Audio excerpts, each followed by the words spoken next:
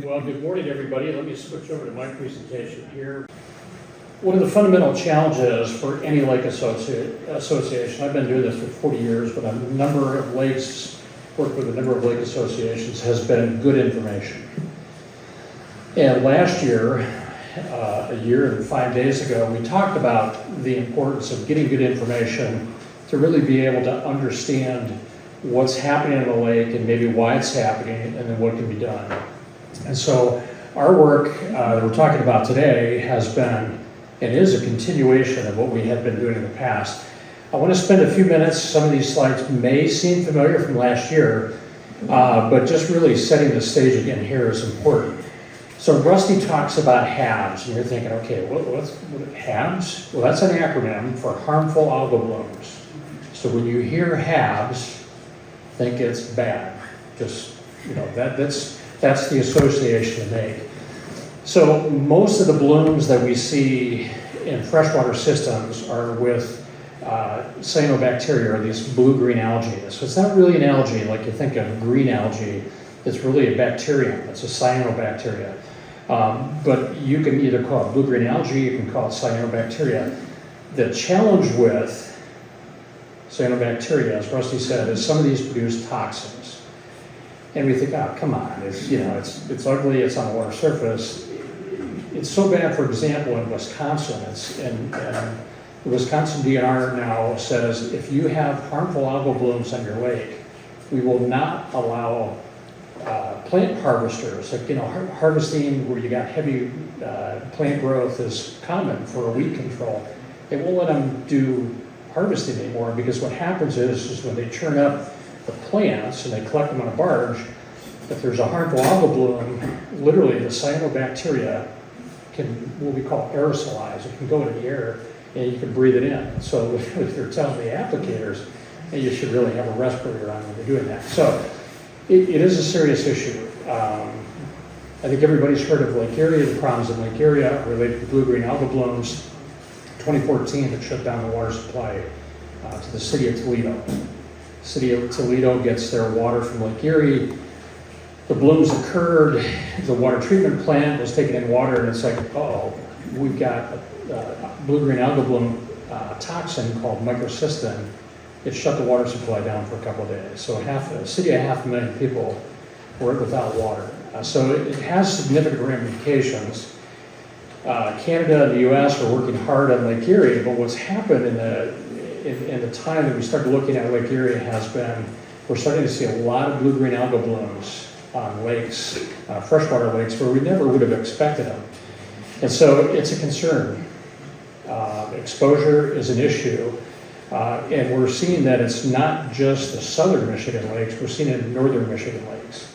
Interestingly, 3 years ago, we started seeing these harmful algal blooms in Lake Superior, which is one of the most nutrient-poor lakes. There's so little phosphorus in that lake that it's a very unproductive lake.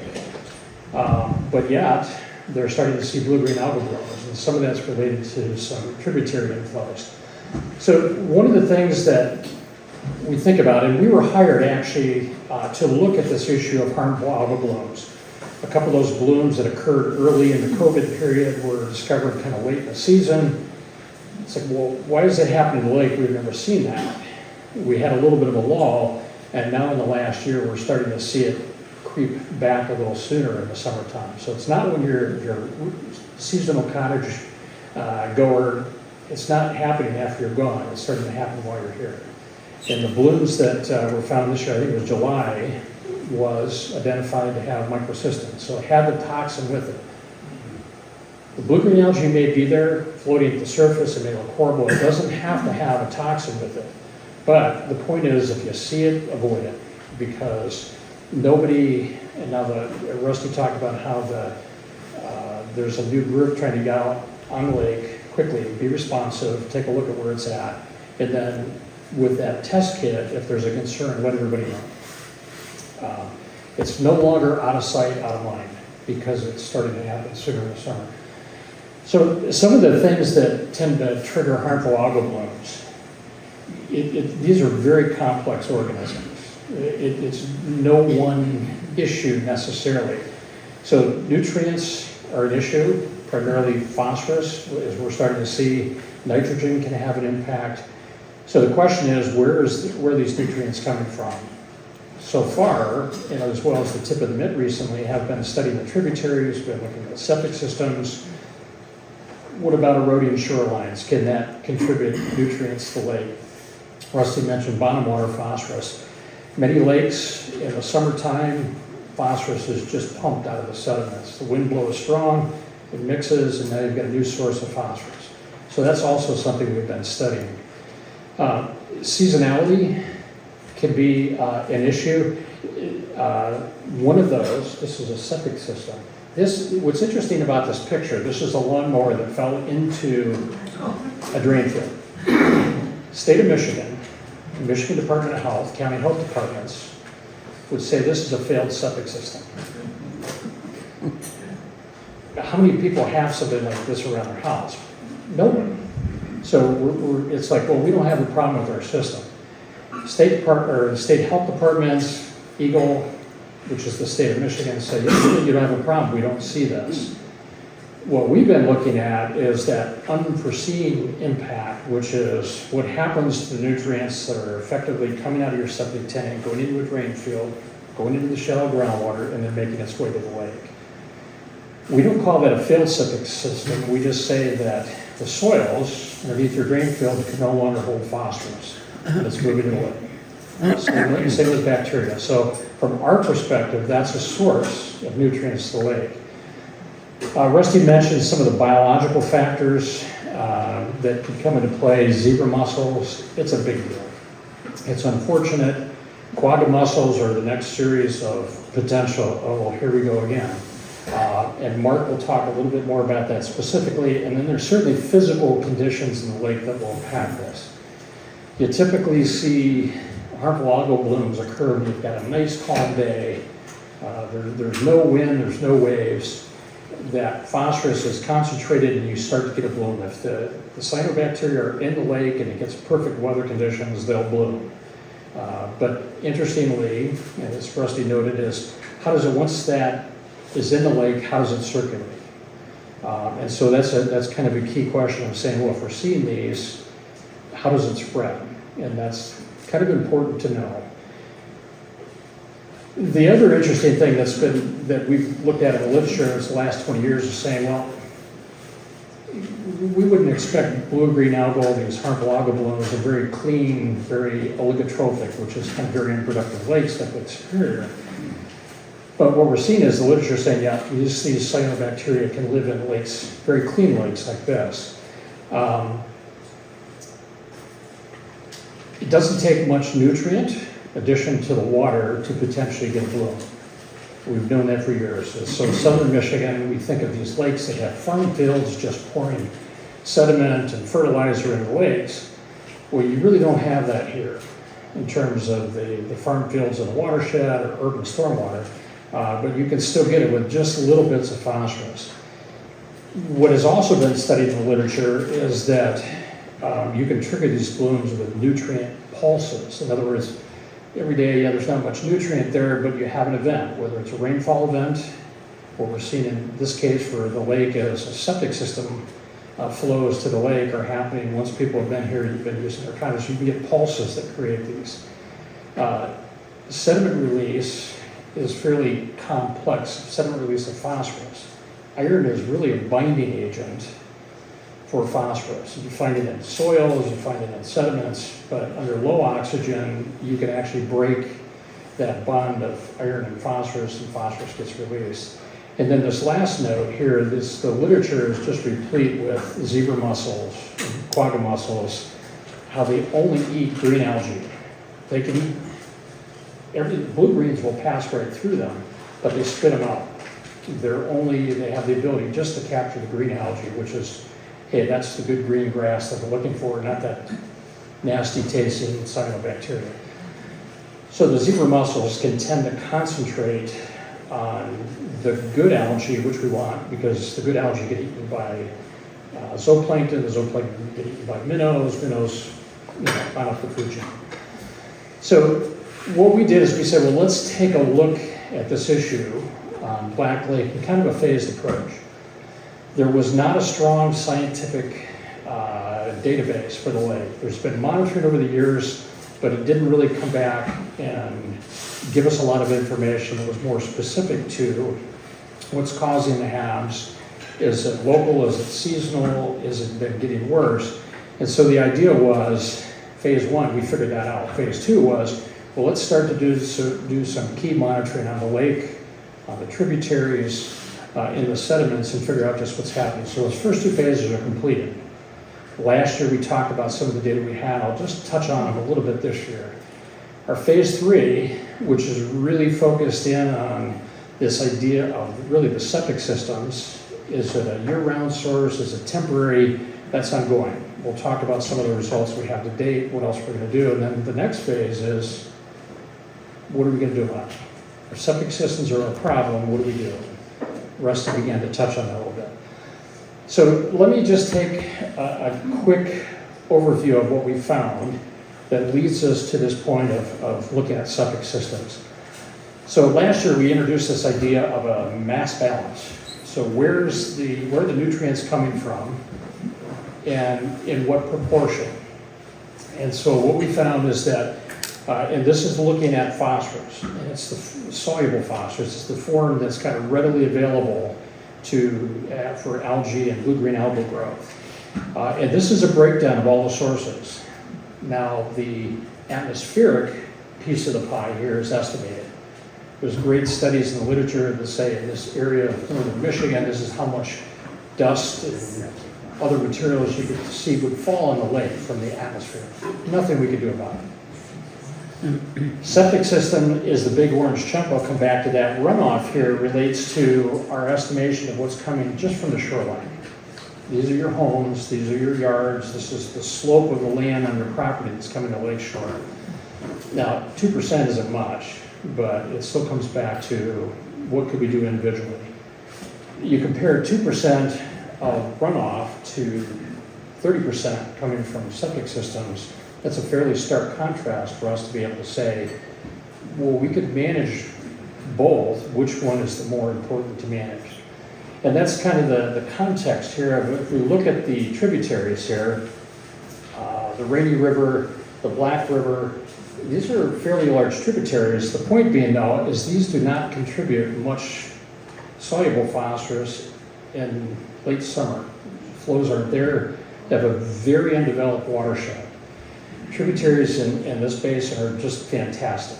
Now, there's not to say that there aren't spots in those tributaries that there could be some improvement, but what makes it to the lake is very small in comparison to the septic system. When you say, well, wait, it's 55% versus 30%.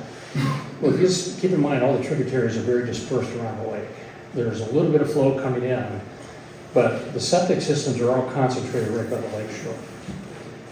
And so we look at this and say, hey, there's a reason to look at the septic system side of this. We have lakes where we've done this analysis and septic systems are 2%. And we're saying, well, that's not something you can manage. It's not a target you should be concerned about. In this case, this is really pointing us to this notion of, hey, this is a problem. So this is kind of a near shore location, a little rocky shoreline. And if you see this kind of slimy green algae, it's a green algae, but it's attached to rocks, that's called cladophora, and that's an indicator to us there's a localized source right there along those rocks, and it's a good indicator for septic systems. But just to kind of preview what we've been doing in phase 3 and kind of a forecast of where we're going is, we wrapped up some lake monitoring last year. The tip of the mitt in their grant to develop a watershed management plan for the lake and the watershed continued with some of that sampling. So there's a good data set that's been developed for the lake. One of the other things we did is we put online a septic system survey where residents, you folks, could go online and put in information. It stays confidential and generic, but we kind of take a tally then of what's the overall condition of septic systems on the lake.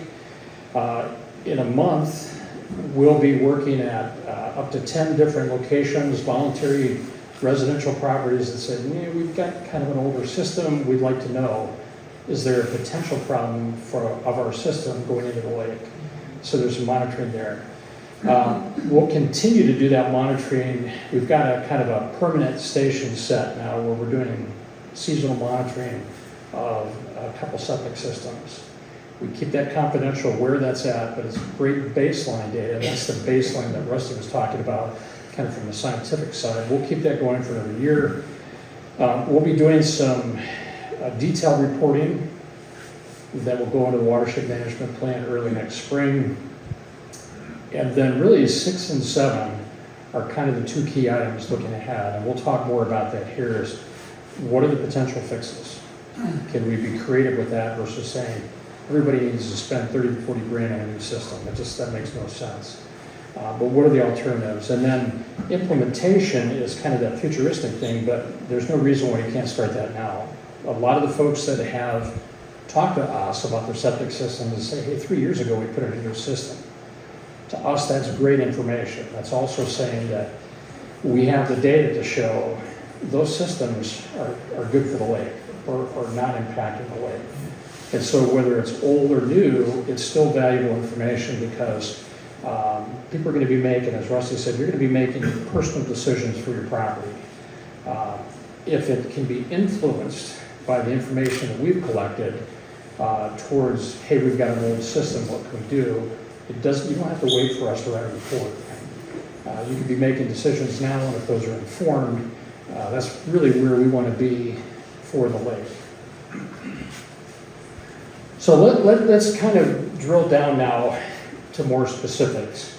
This is where we get into Latin names for the cyanobacteria that we've seen in the lake. What's interesting is in many lakes you see all kinds of different blue-green algae, different species. Black Lake, we're seeming to see this as the prevalent species. It's called Dolichospermum. I can't even come up with a simple name for this. If anybody has a suggestion saying, oh yeah, it's that, I'm happy to entertain that, but this is what we're seeing continuous. It's very common, it's throughout the world.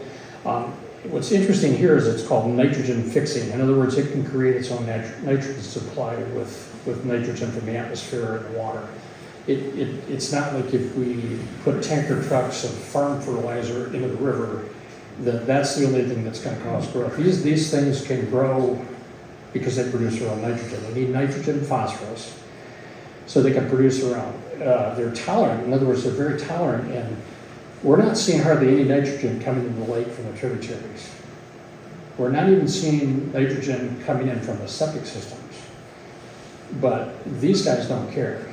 What they care about, and I'll jump to the last one, is they need phosphorus. That's what's really controlling their growth. The bad thing is this particular species can produce not just this microcystin toxin, they can produce a whole range of toxins. And these, you'll look at kind of scientifically or medically what these toxins do, and it's just like, boy, this is a bad deal, what these guys can produce. They also have the ability to raise and lower themselves in the water column. They have these little gas vacuoles. So these little, where you see those bulges, this is kind of a microscopic view of what this looks like. They could basically, if they're on the bottom, and we've seen them on the bottom, sediments, I think I shared that with everybody last year, as our sediment samples off the bottom, we took just a scraping of what's there, all Dolichospermum. Some of the blooms that we've had, almost all Dolichospermum. So the issue is, this is kind of the dominant species. Well, it's kind of good to know your enemy.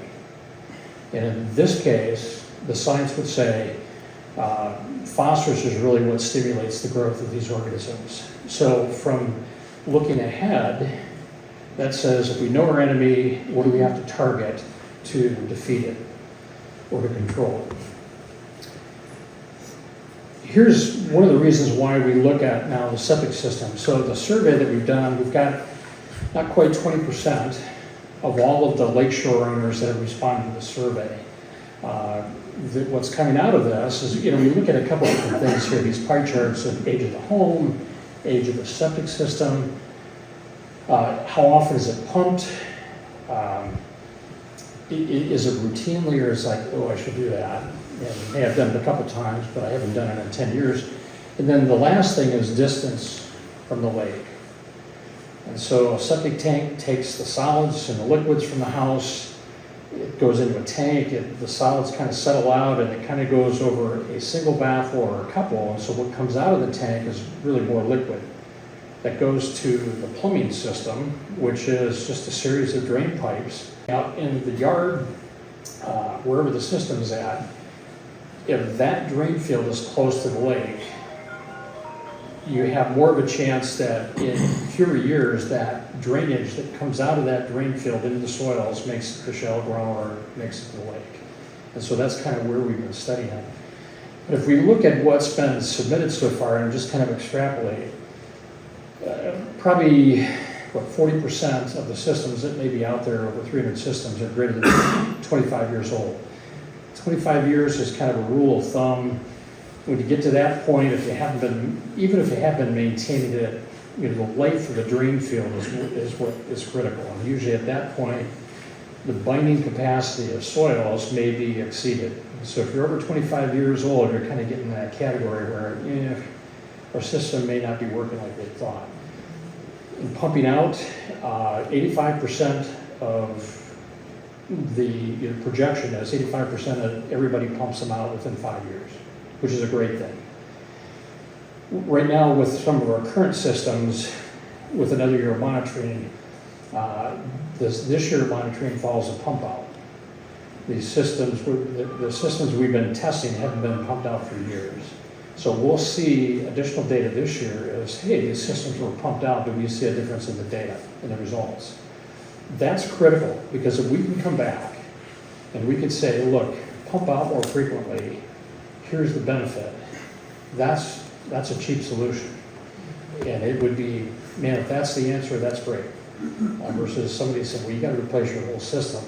It's $500 for a pump out versus $40,000 for a new system, but you still have to pump out. So the notion is, we want to have information, provide information that makes sense, so people can identify, yeah, this is kind of where we're at. We haven't pumped out in a while, we can pump out soon. About 175 systems are probably less than 100 feet. The drain fields are less than 100 feet from the lake shore. Those are the ones we would say, it's likely that you've got some breakthrough there to the lake. About over half of the systems we think are probably less than 150 feet from the lake. If you're less than 150 feet and you've got a 5-year-old septic system, we would say that's great, probably not a problem. If you're older than 25 years, even 150 feet from the lake, you could have a problem. So we offered up, and Steve Speth from the Preservation Society has sent out mailers. You'll see this little QR code that comes out, and you're welcome to take your phone and do. I hated QR codes, especially in COVID. You go to a restaurant, just to give me a menu, and then have to do the QR. I don't do that. But this will take you right to the septic system. And what's interesting is we've done a simple scoring, and they're just like Score the Shore that Rusty talked about. We've got a scoring system for your septic field. We're not using that. This is confidential information. But the people, we've had roughly 120 submissions. The average score is a 6, and that's a 6 out of 10. So the hope is all right, well, based on what I've entered, what I know about my system, how am I doing? If I'm at a 9 or a 10, enjoy. But if you're 6 or less, it's like maybe there's some things we can think about. And again, what you need to think about is part of our mission here to talk about this. So we have lots of data. I'm not going to spend time on this because eyes will cross or eyelids will close. But we've got lots of data. And again, that goes back to the point of we're just not going to say something unless we've got data to back it up. And I think that's our commitment, whatever project, but certainly for this location. So here's the critical takeaways. Last year we said, yeah, it looks like if you got a newer system, you're not going to have much phosphorus. If you got an older system, you could. Well, now we're coming back to confirm some of those suspicions that we had last year. I think the biggest thing that we've seen is this seasonal pulse. Everybody, or a lot of people that are here on the lake seasonally, come September, maybe you're gone. Come May, June, you're back at the cottage. So no one's flushing the toilets after you leave the cottage. So what happens to the drainage to your drain field after you've left? And what's really interesting is what we're seeing is in May, there's virtually no phosphorus and no bacteria in the groundwater directly downgrading of your drain fields. It's had 5 to 6 months of Mother Nature flushing it. Groundwater is always moving. So if you have a tile drain above the groundwater table and you're actively using your cottage or flushing your toilets, that water is trickling down to the shallow groundwater. That's what we're sampling. And by May, consistently, every year that we've monitored, phosphorus is gone. I mean, down to a level of non-detect. During September, you can see a big spike, or sampling in September. By December, months after you may have left the cottage, we're seeing some of the highest levels. Groundwater moves slowly. It's not like your spigot, the water comes out quickly, it goes in the drain. When it goes into a drain field, through the soils, it moves very slowly. And groundwater moves very slowly. So we're seeing this lag time of the last time you flushed to when that groundwater still has lots of phosphorus. So it's a very seasonal condition. The point being is that we're seeing this in September, so the question is, when we start to see blooms in July, maybe August, certainly later in the fall, we relate that back to the septic systems. If you look at tributaries during that late summer time of the year, it's the lowest flow periods of the year. That happens just about anywhere in the North America, United States, is late fall. Probably northern latitudes. Late fall, you have very low flows in the tributaries. And so if these are highly concentrated flows and there's no dilution coming from these clean tributaries, that's another reason why we're saying is, look, you're getting these pulses of soluble phosphorus. And what's interesting here is, even if you don't know what ppb in parts per billion looks like, just picture that in December, what's right in the groundwater about ready to go in the lake is 400. The lake is 4, and the tributaries are maybe 10, if that. So it's a pretty large difference in terms of what's coming from a septic system versus a tributary versus what's in the lake at the time. And this is a nearshore area. This, for example, it's actually some of our sampling equipment. You can see kind of the green algal growth here. We see that year round. So even though come May, this is actually a little bit diminished because there's just not that same nutrient coming from the septic drain, the drain field. It's a good indication that there's a lot of phosphorus there. The number of 400 is huge. And this is literally a foot or two from the water's edge. We sample the groundwater because it's slow flowing. You get a little bit of, like if we try to go out and sample water just right at the water's edge today, you got a whole lake that's diluting that little spot along the lakeshore that you're trying to sample. Whereas if you took groundwater 2 feet away from that lake's edge, that's what's coming in from that localized condition. So we really focus on the groundwater.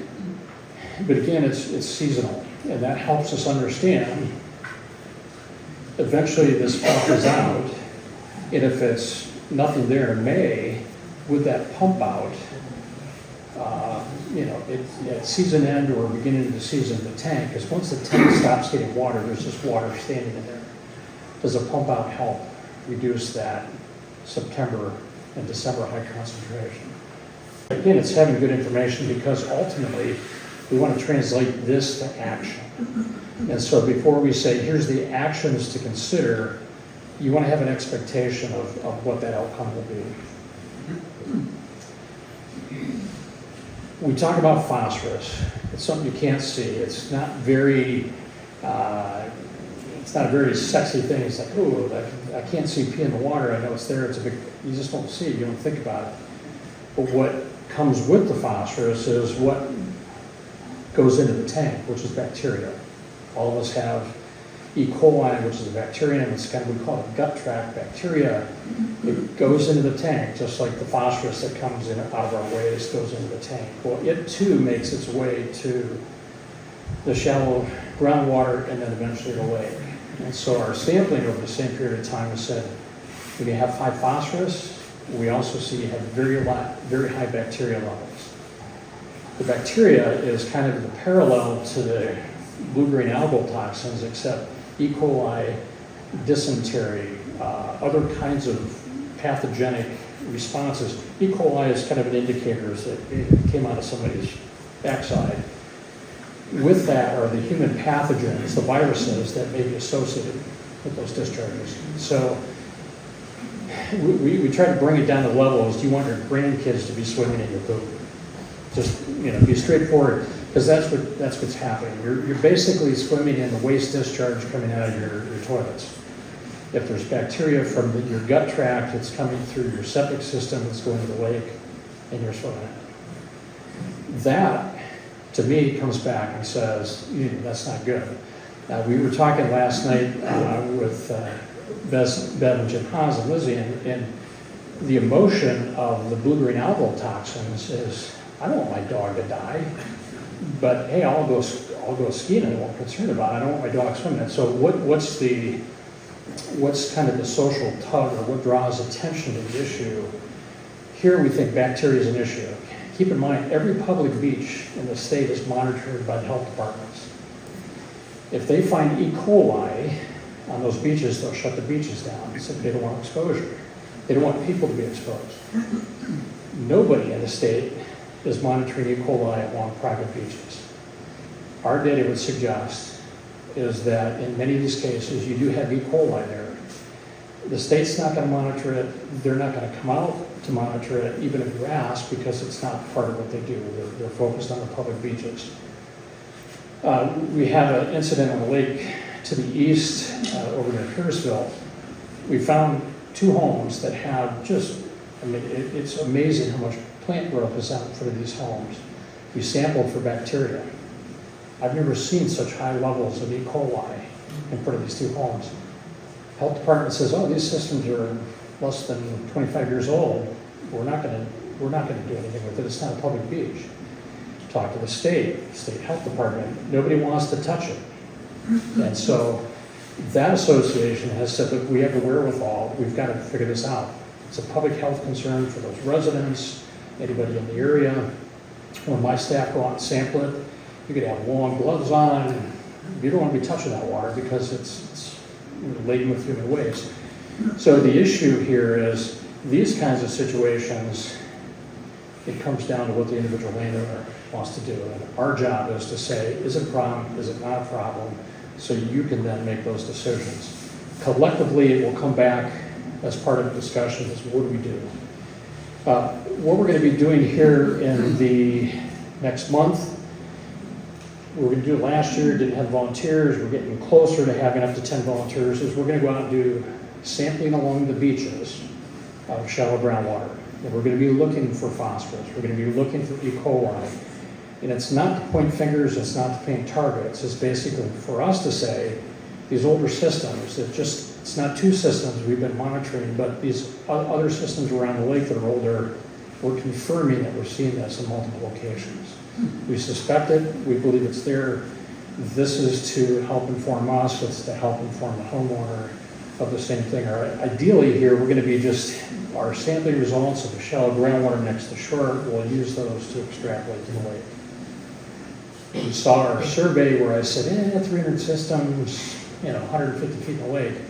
This will help us say there's a good chance that those systems are contributing to a lake condition.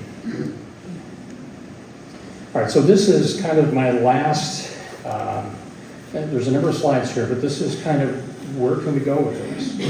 If we have these harmful algal blooms and it's a septic system issue, we believe it is, what do we do? And the idea here is we've got to stop this phosphorus. Septic systems weren't designed necessarily to protect the lake. They were designed to remove these waste materials, the soils absorbed in them, but if you're next to the lake, eventually everything gets saturated and moves the lake. So Rusty pointed this out. This is actually a great program, this Fresh Start program that the BLPS came up with. Every time I read this and reread it, I'm thinking, yeah, that's key information. So Rusty had a little flyer on that. That's a critical start. It talks about what to look for, what you can do, maintenance. And then the question becomes, what do you do beyond that? Is there something that, are there options? Well, the one thing that comes up is don't put additives. Rid-X is probably the worst thing you can put in a septic system because it messes with that natural process, the breakdown of what's happening already. The other thing is replacement. So this is a replacement, and there's a price tag on that, a big price tag. And so what we don't want to do is come in here and say, boy, if you're 25 years old or 100 feet from the lake, that you got to do this today.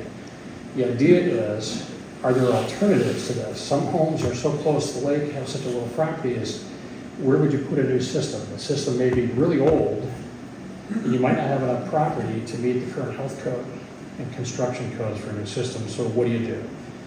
And that's kind of the process, or that's the way we've looked at this process of saying it's like, we're not going to come in and say, all right, we're done here, everybody put a new septic system in. It just makes no sense. So looking at some of these options, what else could be done? And I'm going to talk about those. So the first one is this idea of septic-scaping. This is kind of the Mother Nature alternative. We actually came up with this name a couple of years ago. We were grant funded on a lake in southwest Michigan to say, well, what would happen? These old septic systems, drain fields that have been there a long time, we're actually seeing phosphorus breaking through the lake. Could we plant deep-rooted native vegetation between the drain field and the lake? Not on top of the drain field, but between them. Will those roots reach down far enough to remove nitrogen and phosphorus? Preliminary indications are, yes, it would. After about year 2 of this particular site, it was luxurious. It was a beautiful lakefront, natural shoreline, and they said, yeah, we really want our beach here instead of over there. And this way it became a beach. So, it's a choice. Here's what we want to do with our land. The commitment to do this is, look, if you're going to naturalize the shoreline, what does it bring? And so this is kind of that inset. Rusty talked about naturalizing the shoreline, but it's a lifestyle choice. If this would be, hey, look, we've got the space, we've got the area, we can do this big natural shoreline planting, and the landscapers in the last 10 years have just had a great time with these shoreline landscapers, and they've done a great job. Probably maybe one of the best plants to plant is a willow tree. You're thinking, oh man, that's going to block my whole view in 20 years. There are some species that grow low, but willows are they're like the natural remediation. We've seen gasoline plumes get taken up by willow trees, and we're like, we just got to plant willow trees. So there are options. Grass is useless. It's got its root system, as we all know, is an inch maybe. But some of these plants can have roots that go down into the groundwater, which is really what we're looking for, because it's not phosphorus in the soil, it's phosphorus in the groundwater. Some limitations, but that's kind of a naturalized way of looking at it. The other thing, and this is actually something that some lakes have started to do, is if, look, we're in a bunch of small cottages, we have very limited land where we could put a new system, is to somebody have a back lot on the other side of the road where we can combine 5 to 10 homes, you pipe it to a new system, and everybody shares that system. It's away from the lake, shared responsibility, but somebody's got to give up some land. There's got to be some agreements among the landowners. Do you have to amend the deed? What are the legal challenges for that? And does it run with the land? So this is an option. We've actually looked at Black Lake, is where the areas, looking at roadways and aerial maps, where is there non-wetland areas on the other side of the road where you could potentially build a model system. It's limited, but again, there's got to be some engineering analysis if homeowners want to do this, but again, it's an option. There's actually some new technology that's out there. You can retrofit your existing systems. This is called the Waterloo ECP, it's trademarked, but literally they're just taking electrodes, iron electrodes, sticking them down in your tank or the kind of the clarification tank, and iron, small current goes through it, iron breaks off, binds with the phosphorus. These folks claim high phosphorus removal. So this is a possibility of a retrofit of removing the phosphorus. Does it do anything with the bacteria? We would suggest probably not, but there are some commercial options. Another one is adding on some kind of phosphorus absorbent media. We do this in agriculture. Could you have another box as part of your current septic tank or something in between that you put this media in, you replace it once a year. Water flows through the media, phosphorus is absorbed on the media. Once it's spent, you replace it. Maybe it lasts 2 years and you can put it in this system. The septic tank hauler will come and say, hey, we'll bring you new bags of media. The federal government just actually, in July, recognized this for all agriculture where they have drainage systems that have lots of soluble phosphorus. They're saying, look, we'll accept this as a standard practice. Could this be applied to septic tanks? There have been some cases where it's been tried. This particular idea here is wherever the septic drain field goes to the groundwater and groundwater is moving to the lake, you actually put a trench, maybe 2 feet deep, 1 foot wide, with, again, some kind of absorbent media. Nobody sees it. It's below the beach. There's sand on the top, and it's channeled, that discharge is channeled through the media. The media is absorbing it before the lake.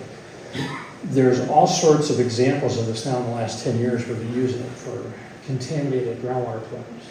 They're literally using it next to rivers where you've got an industrial groundwater plume that's moving to the river, and they're literally burying a trench along the river, and that plume is moving through that media, and it's stripping out all kinds of contaminants. Why couldn't that work for phosphorus? Hasn't really been tried. That's something that we've been looking at for some time, but again, the notion is this a cheaper and effective alternative? Eventually you got to replace that media potentially. And one of the last things that we just mentioned here is potentially aerating your septic tank. You see this in conventional wastewater treatment plants where they're aerating in some of their mixing tanks. There's the potential to add air into, while you're there, while the septic system is being used, to help the natural bugs, the bacteria that are there to break down the waste. It would remove nitrogen, and it would also probably precipitate out phosphorus. That just means, okay, we got to come back in and clean out the tank for what dropped out. Let's remove it so it doesn't move into the system. So there are a number of ways to potentially look at the future challenge of what could we do other than $40,000 replacement. But there are factors that are going to complicate the heck out of everything in the lake. So your decision may be at your home site. Our responsibility is to tell you will it benefit the lake, but we can't be responsible for what's already in the lake, which is these guys. And Rusty was talking about these. The zebra mussels and quagga mussels have disrupted every ecosystem that you can imagine. Round goby is an invasive fish that we found in the Great Lakes 20 plus years ago. Everybody panicked, it disrupted fish populations, and it was an issue. Cladophora, we talked about, that's the algae that's growing along the shoreline and the rocks. I'll mention that in just a second. This is not to say that we can manage these directly, it's just to say that these things complicate the outcomes of everybody working on their septic system, and is it going to make a difference in the lake? We can estimate, yep, it's going to reduce the phosphorus, it's going to reduce the bacteria, but with these, it doesn't matter. So just for fun, I'm going to take a second to talk about these, and Steve's going to go into more detail, especially around the mussels. So round goby, this is this interesting little critter that's been around for a while. A lot of people say, hey, we don't want to hear Mullet Lake has now had it for a number of years. We've heard that it's been found in Black Lake. So it's a real disruptor, but even more than a decade ago, so many people started saying, well, is this really all that bad? Yeah, we don't want it. It's an invasive species, but maybe there is some benefit because they eat mussels. This fish and zebra mussels come from the Mediterranean, and they were there. So these fish ate the mussels there. Would that mean something here? So just a couple tidbits about round goby. They're pretty much everywhere. They're considered the most widely distributed invasive fish in the world. You're going to get them here. If you have them, you're going to get more of them. Mullet Lake has seen these for a long time, but what they're seeing is for the walleye and the perch fishery, those fish have adapted with the presence of round goby. Now suddenly this goby is the new forage fish that's out there. The problem with goby is they eat fish eggs. For this lake, the big red flag is what's it going to do to the sturgeon population, because they'll target sturgeon eggs. There have been studies to show that, yeah, you could put cages around these egg masses, it protects goby, but you know, that's a question for the fisheries biologist, is that what's the impact here? They eat zebra mussels, and we think they would eat quagga mussels.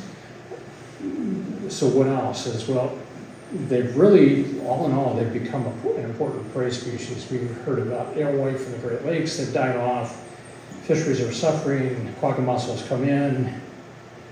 Now the whitefish are suffering, but what are some of the potential benefits? So in the Niagara River where they have lake sturgeon, these things make up a huge portion of the sturgeon diet, so not a lost. Walleye, we're seeing that they make a big part of walleye diet, smallmouth bass, even yellow perch. So there is the good and the bad, but it's just indicating that we've got some complexities in the lake that we've got to deal with. So cladophora, we talk about this on the shorelines. What are we seeing? It's widely considered like the most, I would call it nuisance, some would call it harmful green algal species. Anywhere where there's hard rock and a little bit of phosphorus, it'll grow. We use it as an indicator of phosphorus in septic systems.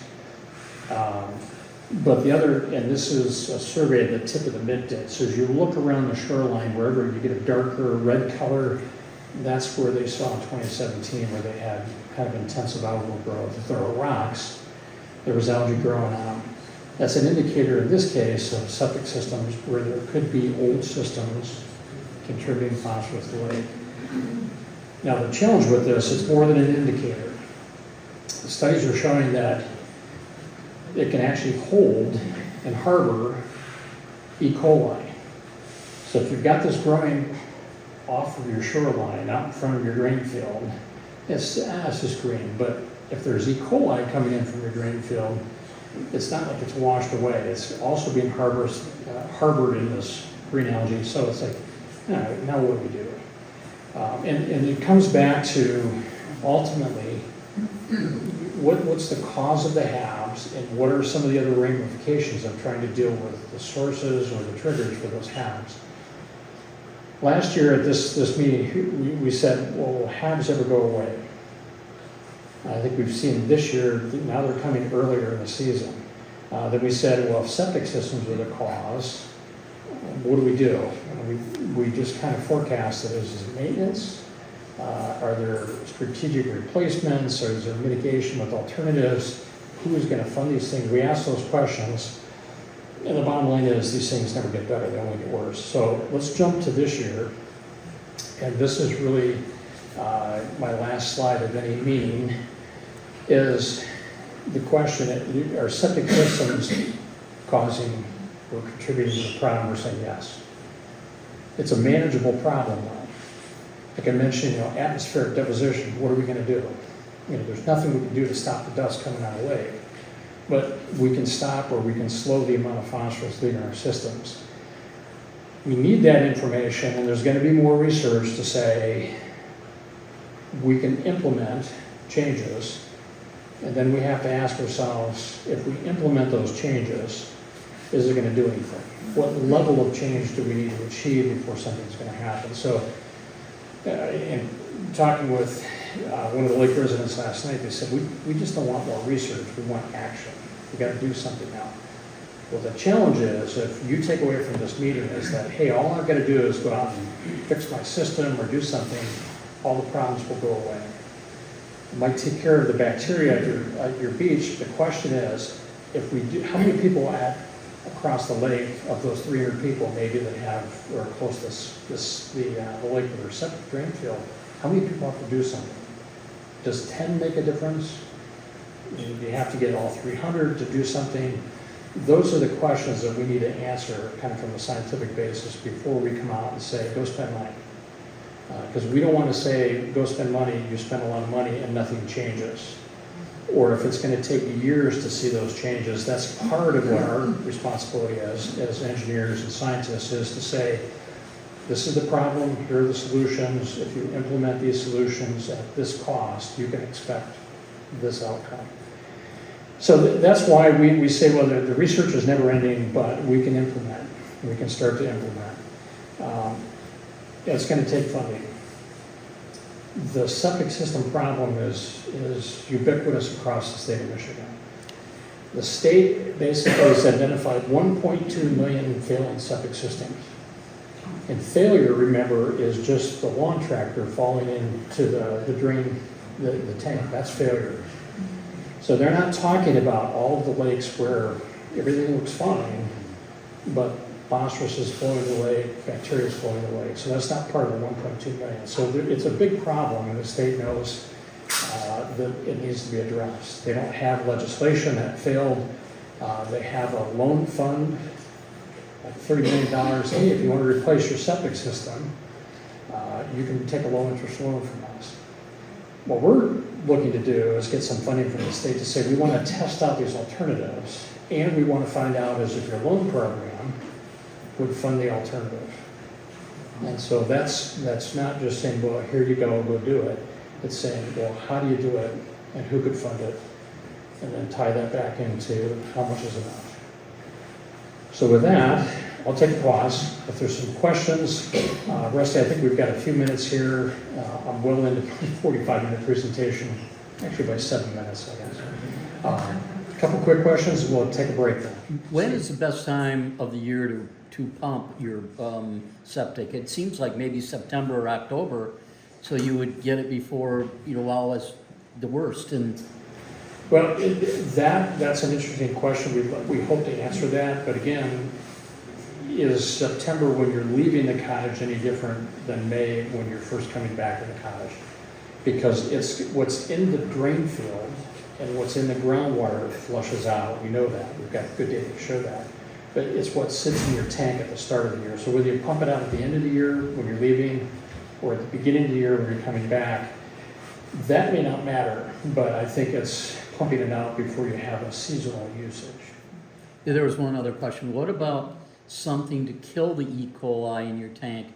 You said Rid-X is bad, but is there anything that you can put in the tank to kill E. coli?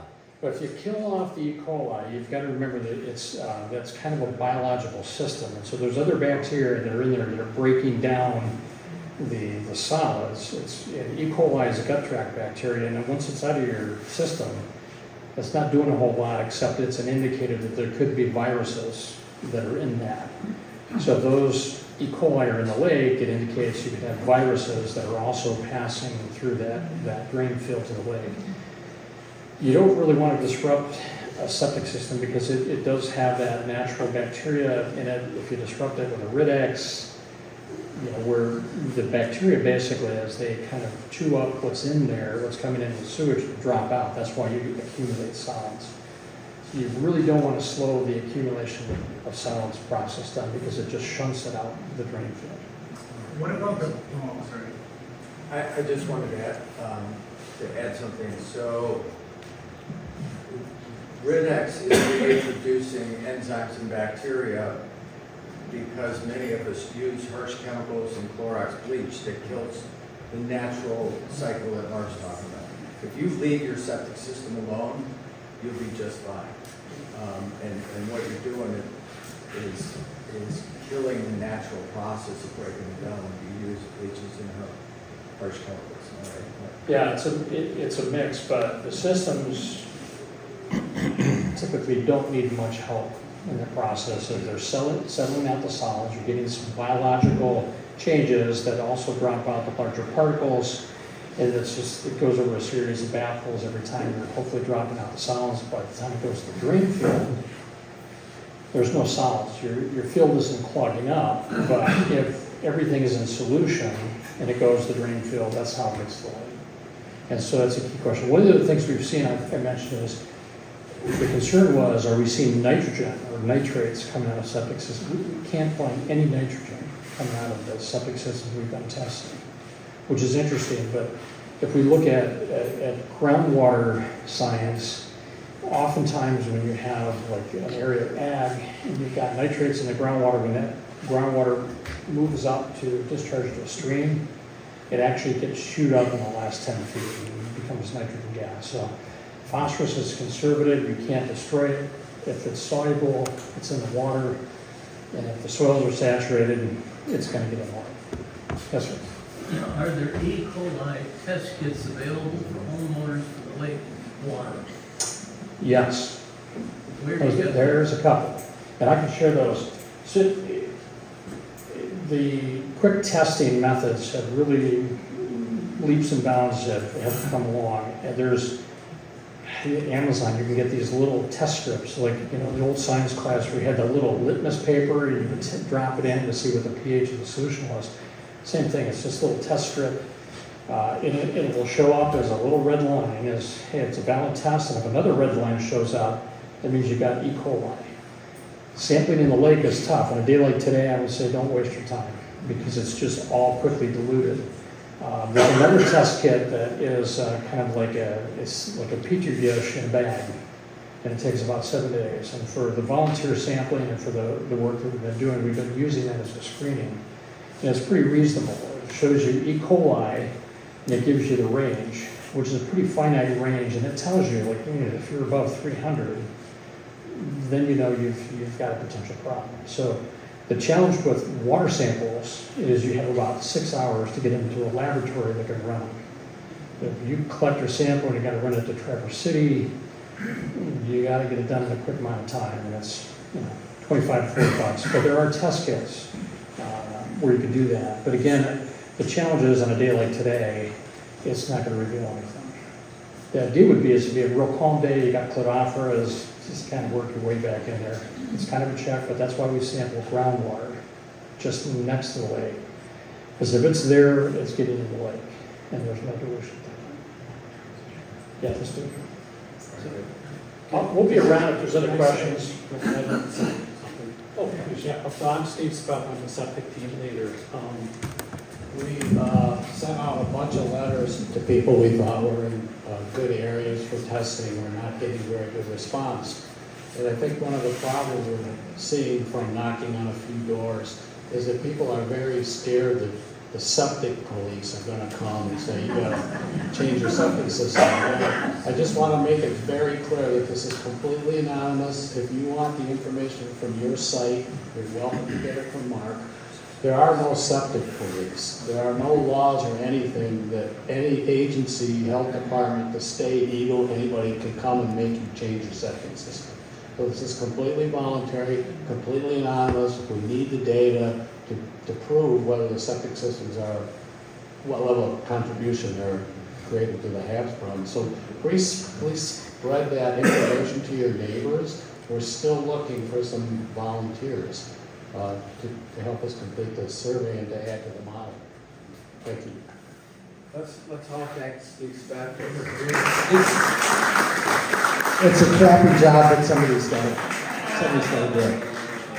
Ann Pinnan would like to. I have a question. Is there any part of the lake you're more interested in testing than Yes, Mark and his people did an excellent job of targeting areas up here along County Road 49 on Lost Highway.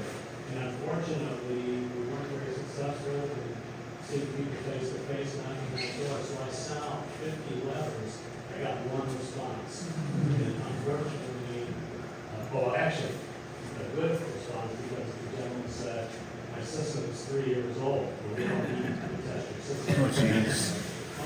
So we're looking for systems that are around 25 years old, that have maybe an area similar to this with no seawall, so that there's not a lot of blockage maybe from a foundation or a seawall. Add stuff. So please talk to your neighbors and see if they draw up some more interest.